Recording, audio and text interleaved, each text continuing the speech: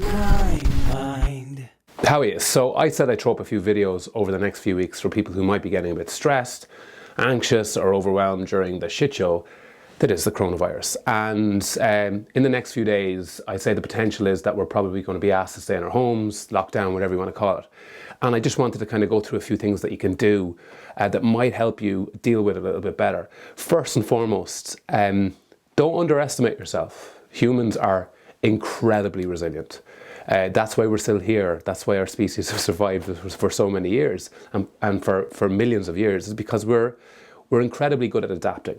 And we are quite resilient. And often we don't realize how resilient we are until we need to be. And we're in a kind of a crisis where we have to be collective, cohesive and together. And we're in that crisis at the moment, and people are behaving generally really, really well and reacting really, really well. And I think just have a little bit of faith in yourself that you have that resilience, that even though the next few weeks will be difficult, it'll be hard, it'll be emotional, it'll be fun, it'll be all those fucked up emotions that we all feel, rolled into some mad cocktail of uncertainty. Don't underestimate your capacity to deal with it. We are incredibly resilient. And secondly, what will become quite important over the next few weeks for people who do struggle with their minds sometimes is structure. If we're going to be inside a lot, and creating structure, because when you have structure, you have less time to think and let your mind wander. And creating structure is quite easy. You know, you look at your day and decide maybe today or tomorrow how you want to, you know, a lot of people will have to work, but you can't work all the time. And in those spaces where you're just sitting at home, wondering what to do, whether to watch Netflix or whether to, you know, just sit there staring out the window, try and provide some structure for yourself. Maybe look at something you mightn't have done before, like reading. Maybe looking at something, taking up or studying something. If you're into something, maybe go on YouTube. YouTube has incredible workshops and stuff. If you're into photography, music, learning an instrument, whatever. There's loads of these brilliant YouTubes. Maybe buy a little notebook and actually teach yourself something and create that structure. Maybe put 20 minutes exercise into your day, some stretching, but actually put some structure down there so you're not sitting and at one of those 50,000 thoughts that we have a day just rolling and spiraling and spiraling. Because that's when anxiety is a pain in the hole. When you give it time, it loves space, it loves kind of, you know, situations like this. So your job is to not give it that platform to be spiraling. Don't give it that platform and find a way out of kind of controlling it. The second thing is, what are the practical things you can do? So that's the next thing I want to look at, and that is, for me, I use it every day and I think it's really, really helpful. So we're going to get to that next. So John Kabat-Zinn, who's the godfather of Western mindfulness, once said, as long as you're breathing, there is more right with you than wrong with you. And I've always felt that to be a really powerful statement. And another person that I've studied over the last few years that I found incredible is a guy called Martin Seligman. And he has a TED Talk called The Era of Positive Psychology. And his interest is in studying what is right with you and not so much what is potentially not right with you. And some of his work's amazing, but one of the big things that he does around positive psychology is this area of gratitude. Now, we hear this a lot. Sometimes it's a bit waffly and a bit kind of, you know, fecked into some inspirational meme, and it doesn't really mean a lot. But I'm here to talk a bit about the neuroscience behind it and around the kind of the aspects of positive psychology around gratitude. Gratitude is an incredibly brilliant anchoring tool. It allows you anchor your attention. We spoke about mindfulness and meditation and using your breath and body to anchor that attention so it's not spiraling. We keep talking about this spiraling. So what you're trying to do is find moments in your day where that's not happening. And gratitude is an incredibly powerful anchor to do that.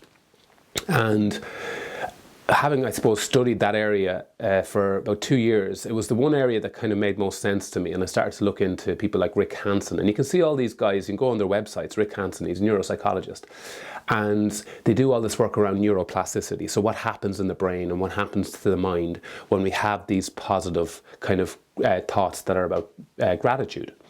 And some of the research is pretty profound and some of the neuroscience is pretty profound, and it's still quite early days, but it's still something that's quite exciting.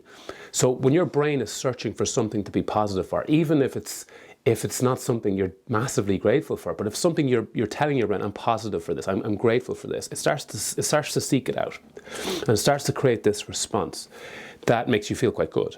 And I'm not going to get into the kind of the heavy neuroscience behind it, because if you are into that, because most of you mightn't be, go look at some of the stuff around Rick Hansen, Dr. Joe Dispenza, other people like John Kabat-Zinn, like Martin Seligman, some amazing people. But what I do is I break it down to some kind of practical solution that you can use. I wrote a kids book last year called Take 5, and kids love this because it's so simple, it's so practical, and kids don't question it. So it really helped them deal with their own kind of overwhelm. And this technique I'm about to do now can be used for kids, it can be used for anybody.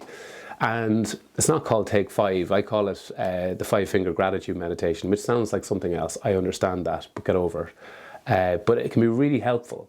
So when you find yourself getting a bit shaken, you read something that upsets you, you see something that upsets you, you just get that kind of wave of, fuck me, what's going on? I want you to try this. I want you to just sit down, feel your feet on the floor, really feel them on the floor. Don't just say my feet, actually feel them. What does that contact feel like?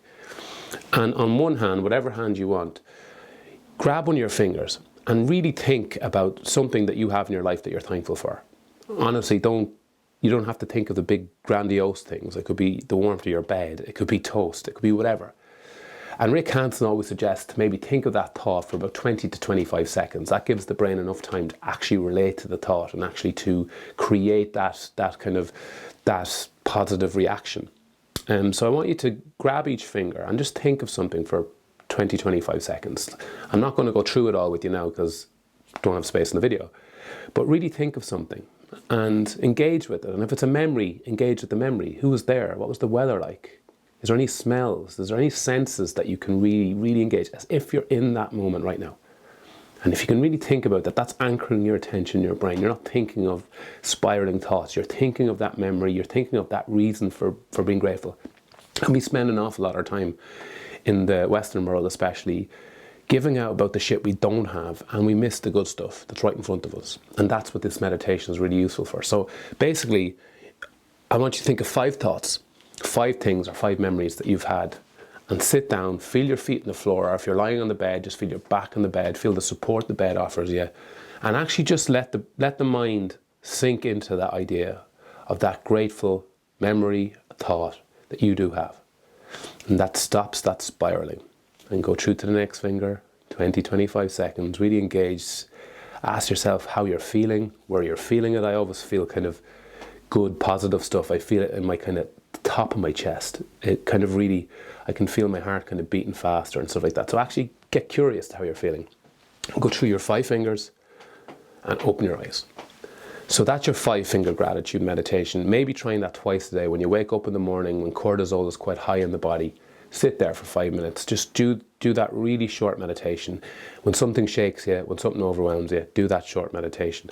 And build that in with your box meditations, box breathing techniques, which you can do throughout your day. So maybe part of the structure that I spoke at the start of the video, build these into your structure. Maybe every hour, say I'm going to take 5 minutes and I'm just going to do some box breathing, or I'm going to do a gratitude meditation. And build that into your day. And what that does is it keeps your cortisol levels a bit lower. So you're not getting this spiraling thought bullshit, and you're not getting caught up in social media all the time. So really useful tool that can be used. So what I recommend is box breathing maybe 2 or 3 times a day, and building your gratitude meditation in first thing in the morning, maybe at night, or whenever you get shaken throughout the day. And as I said, structure is really important. So I'll throw up another video maybe in the next day or 2, because I've got feck all else to do.